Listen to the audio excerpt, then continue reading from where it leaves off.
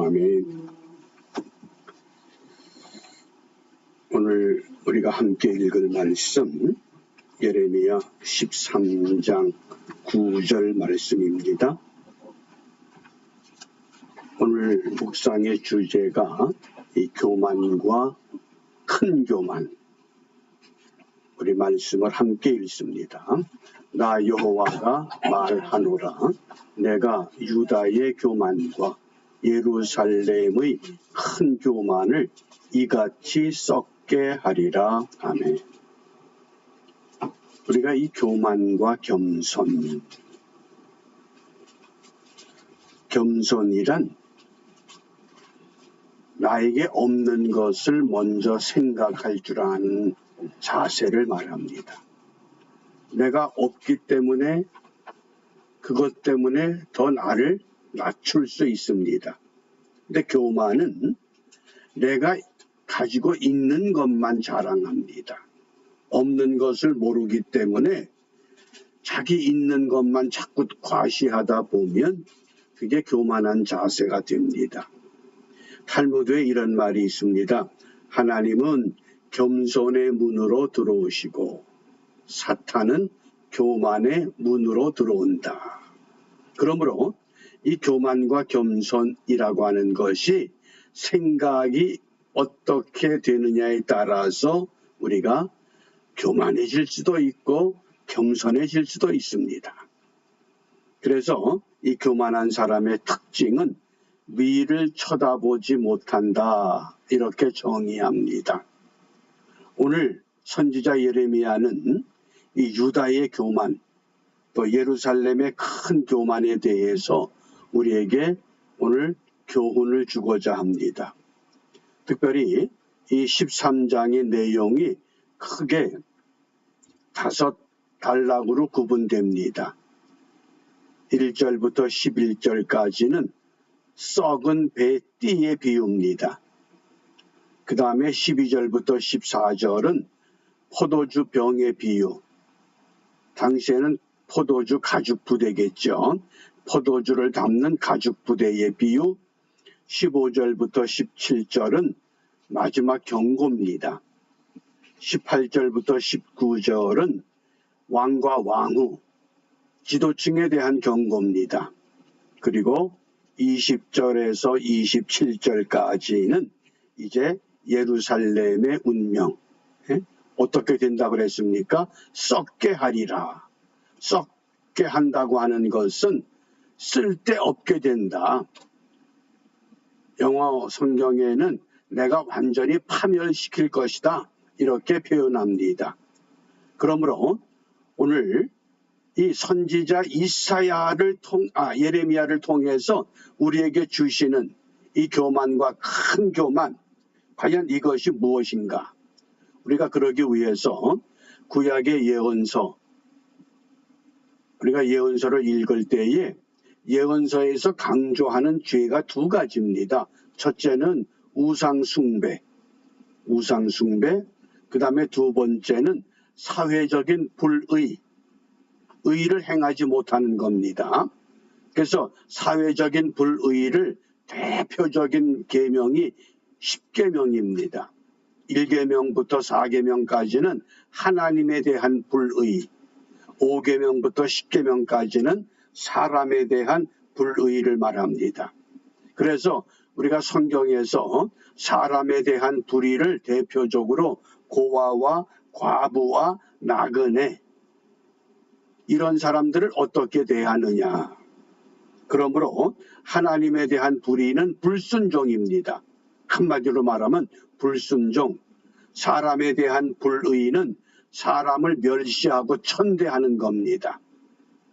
그것이 모든 예언서에서 공통된 2가지 죄, 우상숭배와 불의를 사회적인 불의. 그래서 우리가 약자 편에 서는 것, 이것이 교회요, 이것이 신앙인의 자세입니다. 강자 편에 붙어서 더 많은 이익을 얻고자 하는 것이 아니라 약자 편에 서서 약한 자를 돕는 우리가 그런 믿음의 자세, 그것이 바로 우리가 교만을 떨쳐버릴 수 있는 출발이라고 하겠습니다. 그러면 오늘 선지자 예레미야를 통해서 하나님이 무엇을 말씀하시는가? 오늘 그 예레미야 13장 1절 말씀에 보면 여호와께서 이같이 내게 이르시되 너는 가서 배 띠를 사서 내 허리에 띠고 물에 두지 말라. 배띠, 하얀 배로 만든 띠를 사서 그것을 물에 두지 말고 허리에 띠라고 합니다. 그러면 여기에서 이 띠라고 하는 것이 무엇을 상징했는가? 11절 말씀입니다. 본문 11절 말씀을 우리 함께 읽습니다. 나 여호와가 말하노라. 띠가 사람의 허리에 속함같이 내가 이스라엘 온 집과 유다 온 집으로 내게 속하게 하여 그들로 내 백성이 되게 하며 내 이름과 칭예와 영광이 되게 하려 하였으나 그들이 듣지 아니하였느니라. 세 가지를 말씀합니다. 우리가 이 허리띠, 배띠는 뭐냐? 첫째는 하나님께 속한 것이다. 띠가 사람의 허리에 속함같이 유다와 이스라엘과 온 백성들은 하나님께 속한 것이다. 그 다음 두 번째는 하나님의 백성이 된 것이다. 그리고 세 번째는 하나님의 영광이 되는 것을 말합니다. 우리가 이 물리적인 띠는 우리가 허리에 띠는 띠를 말하지만은 오늘 예레미야를 통해서 배띠를 말씀할 때에 그 배띠라고 하는 것은 세 가지를 상징합니다. 그러므로 우리가 이 시간 나는 정말 하나님께 속한 사람인가? 나는 하나님의 백성됨의 자격을 갖추고 있는가? 나는 하나님의 영광을 위해서 순종하며 살아오고 있었는가를 우리 한번 살펴볼 이유가 있습니다. 왜냐하면 예수님께서 부활하신 후에 제자 베드로를 만났습니다. 그리고 베드로에게 이렇게 말씀하셨습니다. 젊어서는 네가 스스로 띠띠고 원하는 곳으로 다녔거니와 늙어서는 네 팔을 벌리리니 남이 내게 띠띠우고 원치 아니하는 곳으로 데려가리라. 우리가 하나님 앞에 나아가려면 나이 들어서 아무것도 할 수 없는 기력이 쇠해서 나 이제 왔으니 내 집을 찾아 이렇게 할 것이 아니라 젊었을 때에 좀 기운이 있을 때에 조금이라도 일을 더 할 수 있는 힘이 있을 때에 그러므로 전도서 12장 1절에서는 너는 청년의 때 곧 곤고한 날이 이르기 전 아무 낙이 없다고 할 해가 가깝기 전에 너의 창조자를 기억하라. 이렇게 말씀합니다.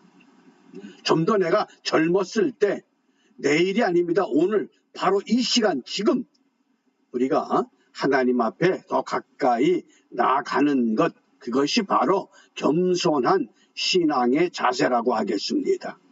그렇게 되면 우리 하나님께서 약속하십니다. 시편 18편 39절입니다. 함께 읽습니다. 주께서 나를 전쟁하게 하려고 능력으로 내게 띠띠우사 일어나 나를 치는 자들이 내게 굴복하게 하셨나이다. 능력으로 띠를 띄워주십니다. 조금 더 일찍 순종하면 조금 더 일찍 주님 앞에 나가면 힘이 있을 때에 그 힘에 하나님께서 능력으로 띠를 띄워서 우리가 하나님의 일을 더 감당할 수 있고 하나님의 영광을 더 드러낼 수 있다고 말씀합니다. 삼손을 한번 생각해 보셔요. 하나님께로부터 약속을 받은 나실인입니다. 그런데 나실인의 삶을 살지 못하고 이방 여인에게 즐거운 삶을 누리고자 했을 때에 마지막에는 두 눈이 뽑혔습니다. 머리가 다 밀렸습니다. 그런데 마지막 삼손이 어떻게 기도합니까? 블레셋 신전 기둥에 두 팔이 묶였습니다. 그때 삼손이 드디어 하나님 앞에 나갑니다. 이번만 나로 강하게 하사. 마지막 최후에, 그러니까 그 단 한 번 삼손이 블레셋 신전을 무너뜨림으로 인해서 이제까지 삼손이 행했던 업적보다 엄청난 일을 마지막에 이루어내는 겁니다. 좀 더 일찍 하나님 앞에 나갔으면, 좀 더 일찍 주님 앞에 나갔으면 우리가 그런 아쉬움이 우리에게 남지 않도록 오늘 어떻게 해야 됩니까? 선지자 예레미야를 통해서 말씀하십니다. 순종하라고 말씀합니다. 그럼 어떻게 순종하느냐? 예레미야의 순종을 우리가 읽어볼 필요가 있습니다. 오늘 본문의 4절 5절 말씀입니다. 함께 읽습니다. 너는 사서 내 허리에 띤 띠를 가지고 일어나 유브라데로 가서 거기서 그것을 바위 틈에 감추라 하시기로 내가 여호와께서 내게 명하신 대로 가서 그것을 유브라데 물가에 감추니라. 아멘. 지금 선지자 예레미야가 어디에 있을까요? 지금 예루살렘에 있습니다. 유브라데는 바벨론 땅에 있습니다. 예루살렘과 바벨론의 그 유브라데의 거리가 대략 500마일이라고 합니다. 그러면 800km입니다. 800km.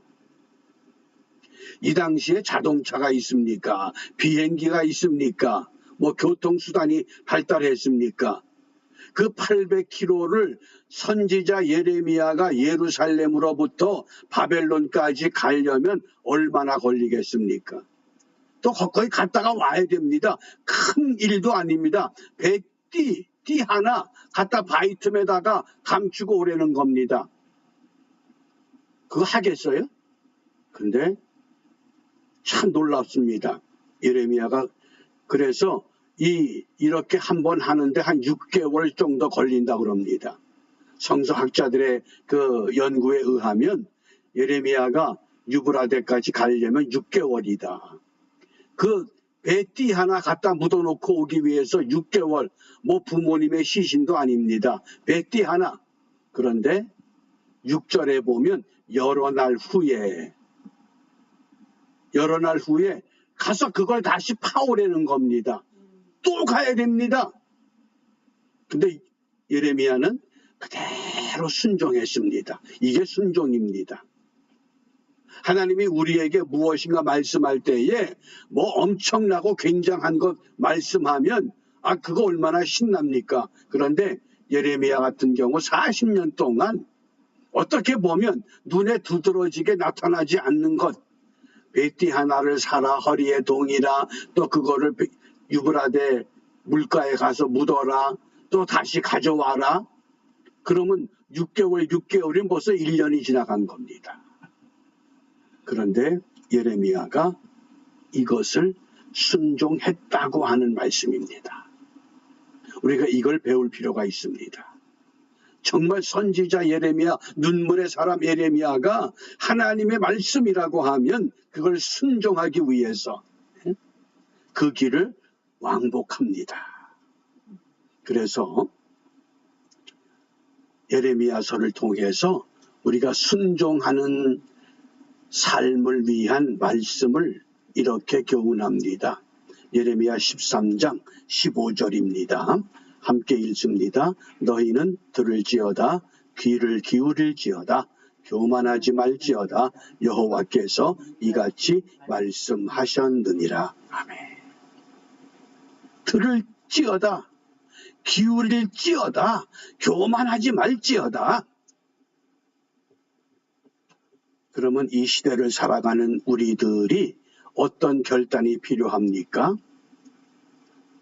자, 두 가지를 우리가 말씀을 찾습니다. 첫 번째, 에베소서 6장 14절입니다. 그런즉 서서 진리로 너희 허리띠를 띠고, 진리로 허리띠를 띠자는 겁니다. 선지자 예레미야에게는 배띠를 사서 허리에 묶고 그것을 유브라데에 가서 땅을 파고 묻었다가 다시 또 가져오는, 그래서 썩은 걸 가져온 겁니다. 가서 파보니까 다 썩었어요. 왜?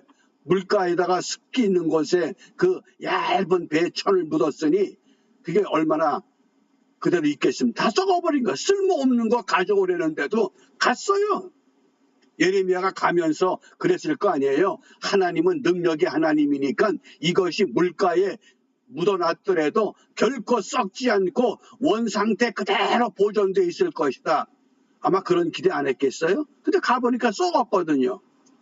가져오려니까 가져오는 거예요. 우리가 이 시대에 진리로 하나님의 말씀으로 우리의 허리띠를 떼어야 합니다. 그리고 어떻게 해야 돼요? 누가복음 12장 35절 말씀에 보면 허리에 띠를 띠고 등불을 켜고 어떡하라? 서 있으라. 왜? 다시 오실 주님을 영접하기 위해서. 이것이 오늘 우리가 교만한 사람이 아니라 겸손한 하나님의 백성으로 하나님의 약속을 기다리는 신앙의 자세라고 하겠습니다. 사람의 마음의 교만은 멸망의 선봉입니다. 겸손은 존귀의 앞잡이가 됩니다. 하나님은 겸손한 자를 붙드시고 악인들은 땅에 넘어뜨리십니다. 하나님은 교만한 자를 물리치시고 겸손한 자에게 은혜를 주신다고 약속하셨습니다. 우리가 이 약속을 붙들고 오늘 함께 기도할 기도 제목 3가지를 소개합니다. 첫 번째, 진리의 띠를 띠고 순종하게 하옵소서. 진리의 띠를 띠고 순종하며 살아가겠습니다. 두 번째, 주의 영으로 온 땅을 새롭게 하여 주옵소서. 세 번째, 겸손한 언행으로 주님을 따르게 하옵소서. 우리가 이 기도 제목을 갖고 예레미야와 같이 순종할 수 있는 믿음의 사람으로 겸손하게 쓰임받는 우리 모두가 되시기를 주님의 이름으로 축복합니다. 기도합니다. 풍성하신 은혜로 날마다 우리를 먹이시고 재우시고 강건하게 하신 하나님, 지난밤도 주님의 품 안에서 쉼을 얻게 하시고 한날의 삶을 시작하는 새벽 미명의 시간, 우리가 자리에서 일어나 예레미야서의 말씀을 읽으며 주님께서 우리에게 무엇을 원하는가를 함께 전하고 듣고 결단할 수 있는 은혜 주심을 감사합니다.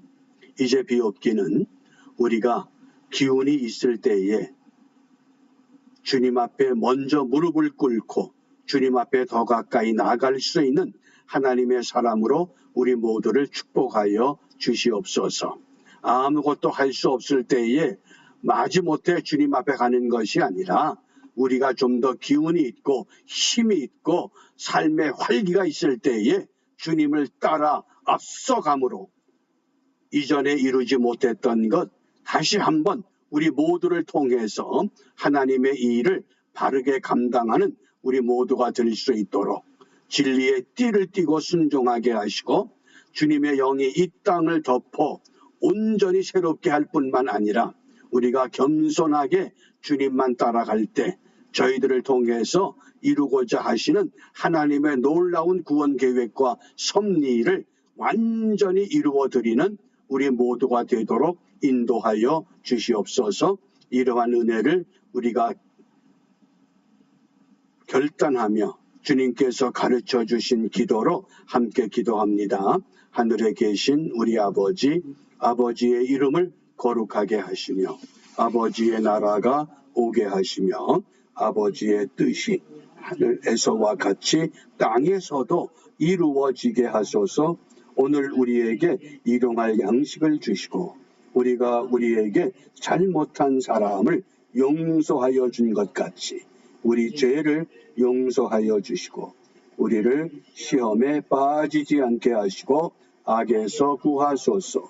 나라와 권능과 영광이 영원히 아버지의 것입니다. 아멘. 아멘. 마치겠습니다.